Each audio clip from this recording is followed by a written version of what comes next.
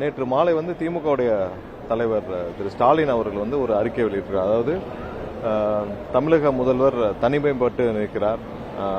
அதாவது கர்நாடகா வந்து இந்த மாதிரி பண்ணிட்டு இருக்காங்க. தமிழக முதல்வர் வந்து தனிமைப்பட்டு நிற்கிறான்னு ஒரு வார்த்தையை சேர்த்து இருக்கிறார்.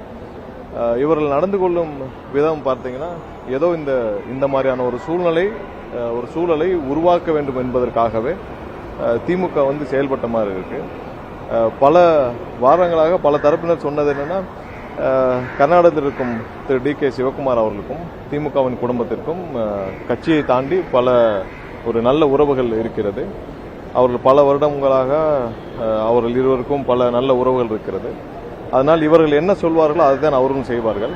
டி.கே. சிவகுமார் எல்லாவற்றையும் விட திமுக குடும்பம் மீண்டும் ஆட்சிக்கு வர வேண்டும் என்று பல வகையில் விரும்பினார். காங்கிரஸ் தலைமை சொல்வதை கேட்பதை விட டி.கே. சிவகுமார் திமுக குடும்பம் ஸ்டாலின் அவர்கள் சொல்வதை தான் அதிகமாக கேட்பார் என்று பல தரப்பினர் சொல்லி வந்தார்கள். அதே மாதிரி தான் கடந்த ஒரு வாரம் நடந்ததும் இருக்கு. ஏன்னா அவர் என்ன சொல்லணும்னு நினைக்கிறாரோ அதை தான் திமுக சொல்லுகிறது.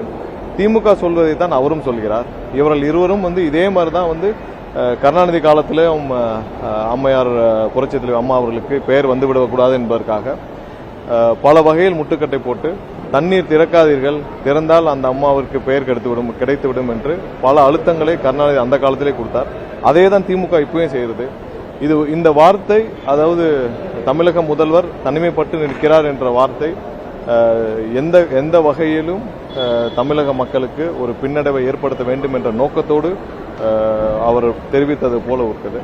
நேற்று காலை வந்து முதல்வர் பல தரப்பு ஆலோசனைகளை முடித்துவிட்டு முதல்வர் வந்து நம்ம உச்சநீதிமன்றத்தில் வழக்கு தொடுக்க வேண்டும் என்று முடிவு செய்து மதியமே வந்து நம்மளுடைய வழக்கறிஞர் உச்சநீதிமன்றத்தில் இந்த வழக்கை பல வருடங்களாக நடத்தி வரும் வழக்கறிஞர் திரு உமாபதி அவர்களிடம் தெரிவித்து அனைத்து ஆலோசனையும் முடித்து வழக்கு பதிவு செய்யும் திட்டத்தையும் சொல்லி அது ப்ராசஸ்ல இருக்கிறப்ப திமுக அவசரமாக 5 மணிக்கு மேல வழக்கை பதிவு செய்கிறார்கள்.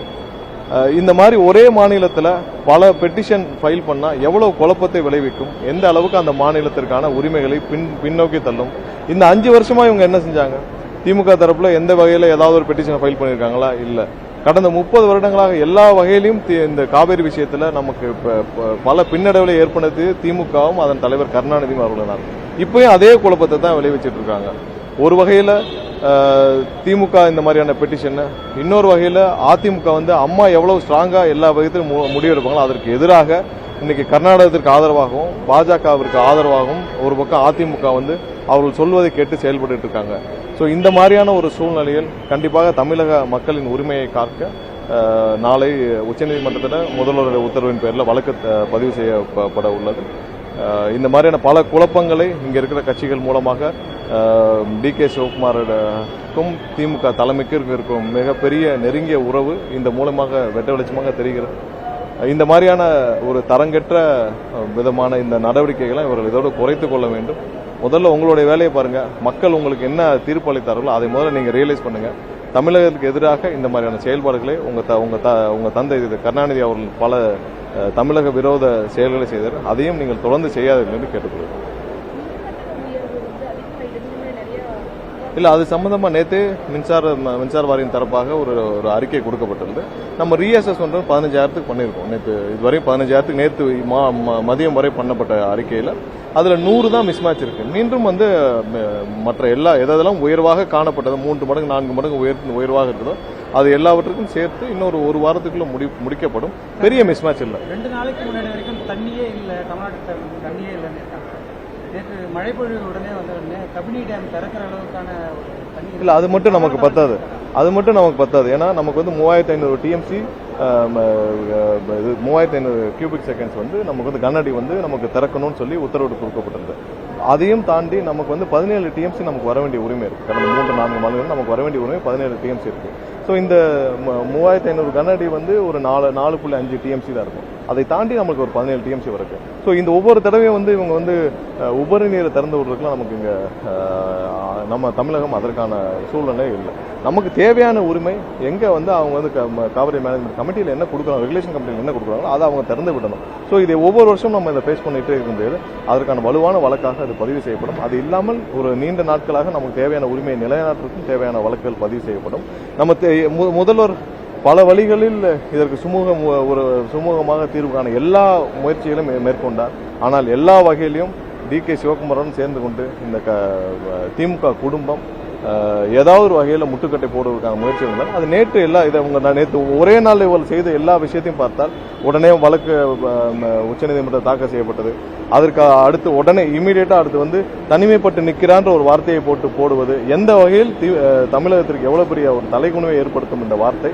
அது இல்லாமல் DK சிவகுமாருக்கு இது எவ்வளவு பெரிய ஒரு நன்மதிப்பை ஏற்படுத்தி கொடுக்கும் அந்த வகையில் திமுக செயல்பட்டு இருக்கிறது. அதுக்கு எங்களுடைய கடுமையான கண்டனத்தை தெரிவிக்கிறேன். எல்லா கட்சிகளுமே கர்நாடகா போக வேணாம் தான் சொன்னாங்க. இல்ல, நம்மளுடைய வழக்கு தாக்கல் செய்யும் விஷயம் கண்டிப்பாக செய்ய போறோம்.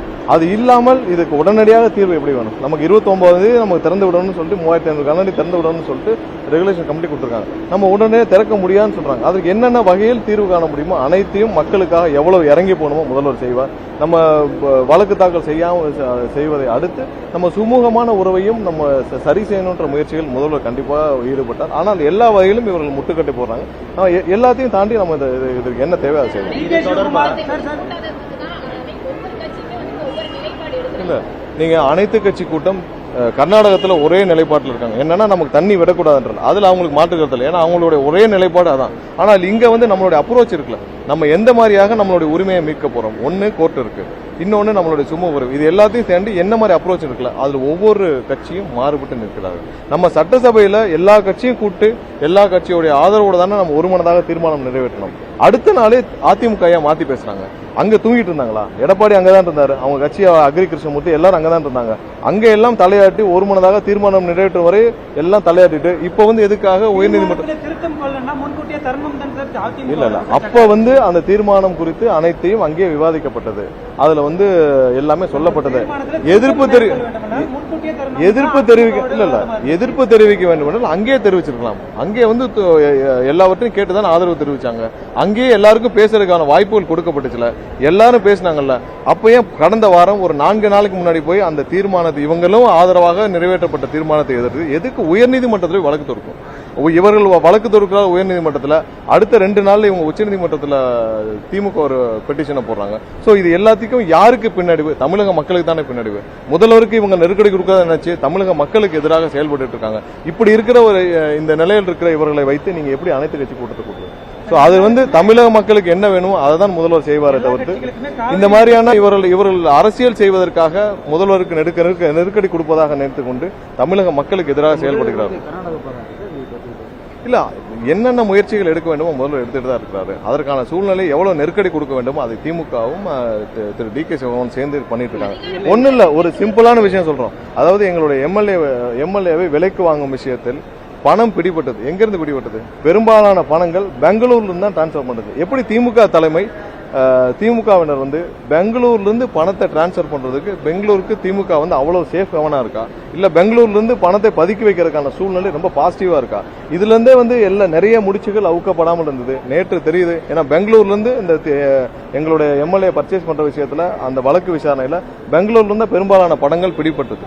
அங்கிருந்தா பெரும்பாலான பணங்கள் அங்க இருந்தா அனுப்பப்பட்டுச்சு. சோ இதுல இருந்தே அப்ப இருந்தே ஒரு சந்தேகம் இருந்தது. அது இப்போ வலு சேர்க்கும் விதமாக அவர்களுக்கு மிகப்பெரிய ஆசீர்வாதம் DK சிவகுமாரோட இருக்கிறது. அதற்கு பெரிய உதவியாக அவரும் இருக்கிறார். இவர்களும் அதுக்கு தேவையானபடி நடந்து கொள்கிறார். இல்ல, அவர் காங்கிரஸ் தலைமை சொல்றதே கேட்கிற நிலைமையில் இல்லை. அவர் திமுக தலைமை சொல்றதான் கேட்கிற நிலைமை இருக்கார். இவர்கள் 2 பேருக்கும் அவ்வளவு ஒரு உட்புறம் அவ்வளவு ஒரு நல்ல உறவு இருக்கிறது. அவர் அங்க காங்கிரஸ் தலைமை சொன்னாலும் கேட்கிற நிலைமையில DK சிவகுமார். ஸ்டாலின் சொன்னா கேட்பார், இந்த குடும்பம் சொன்னா கேட்பார். இவர் 2 பேருக்கும் அவ்வளவு ஒரு நல்ல உறவு இருக்குது. அது என்னன்னு சொல்லி அவங்க தான் வெளியிடணும். எல்லா அமைச்சருக்கும் நிர்மல்குமார் தான் வாயா இருக்காரு, நீர்வளத்துறை அமைச்சர் ஏன் பேச மாட்டேங்கிறாரு அப்படின்னு சொல்லிட்டு எல்லா தேவையான அமைச்சர்கள் அவங்களுடைய துறை சம்பந்தமாக சொல்லிட்டு பேசிட்டு இருக்காங்க. திரு சிவசங்கரன் அவர் ஒன்னே இருக்கட்டும், அவர் சம்பந்தமாக பேசுறதுக்கு பதில எதுக்கு இத்தனை நாள் சட்டசபையிலே செந்தில் பாலாஜி பேசினார். கடைசியாக மின்சாரத்துறை அமைச்சராக இருந்து யாரு? திரு சிவசங்கர் அவர் தானே. அவருக்கு பதில் நான் தான் சொன்னேன், அவர் ஏன் ரப்பர் ஸ்டாம்பான்னு கேட்ட பிறகு தான் இருக்கிறேன். ஒன்னும் இல்ல, திரு சிவசங்கர் அவரிடம் ஒரே ஒரு கேள்வி. அவருடைய காலகட்டத்தில் மின்சாரத்துறையில ஊழலே நடக்கலன்னு சொல்றாரா, டெண்டர் முறைகேடு நடக்கலன்னு சொல்றாரா? அப்படி நடந்திருந்தால் அவருக்கு தெரிஞ்சு நடந்தா தெரியும். இந்த ஒரு கேள்விக்கு அவர் பதில் சொல்லுங்கள். ஏன்னா அவருடைய காலகட்டங்கள் அவர் ஒரு சில ஆண்டுகளாக அவர் வந்து கடைசி ஒரு 1.5 வருஷம் 2 வருஷமா அவர் வந்து மின்சாரத்துறைக்கு அமைச்சராக இருந்தார். அவருக்கு எதுவுமே தெரியாதுன்னு எல்லாருக்கும் தெரியும். அதை நிழலாக இருந்து ஆபரேட் பண்ணது யாருன்னு எல்லாருக்குமே தெரியும். அந்த காலகட்டத்தில் டெண்டர் முறைகேடுகள் நடந்ததா நடக்கலையா? நடந்ததுன்னா அது யாரு? அவருக்கு அதுல உடன்பாடு இருக்கா? அவருக்கு தெரிஞ்சு நடந்தா தெரியாம நடந்ததா? இதெல்லாம் அவர் பதில் சொல்லுங்கள். அதற்கு தேவையான ஆதாரங்களை நாங்கள் கொடுக்கிறோம். நன்றி.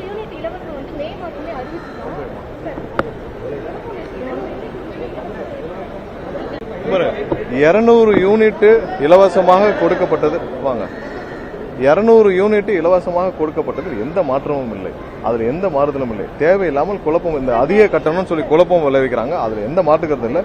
நிறைய இடத்துல என்னன்னா இந்த அபார்ட்மெண்ட்ஸ்ல இருக்கிற கமர்ஷியல், அதாவது காமன் இது வந்து கமர்ஷியல் கனெக்ஷனா இருக்கு. ஸோ அதுல வர வேரியேஷன் நிறைய பேர் எடுத்து போடுறாங்க. ஸோ அதெல்லாம் வேலிடேட் பண்ணிட்டு இருக்கோம். கண்டிப்பா இப்போ 15,000 கனெக்ஷன்ல 100 தான் வேலிடேஷன். 100 தான் நேற்று வந்து இதுல டிஎன்இபியில் மின்சார வாரியத்தில் பப்ளிஷ் பண்ணிருக்காங்க. மொத்தமா இதே மாதிரி 3,70,000 நம்ம தானாக முன் வந்ததான் மின்சார வாரியம் இந்த கணக்கெடுப்பு இந்த மாதிரியான ரீ அசஸ்மெண்ட் பண்ணிட்டு இருக்காங்க. தேவையில்லாமல் பொதுமக்களுக்கு குழப்பம் விளைவிக்க வேண்டாம். நன்றி.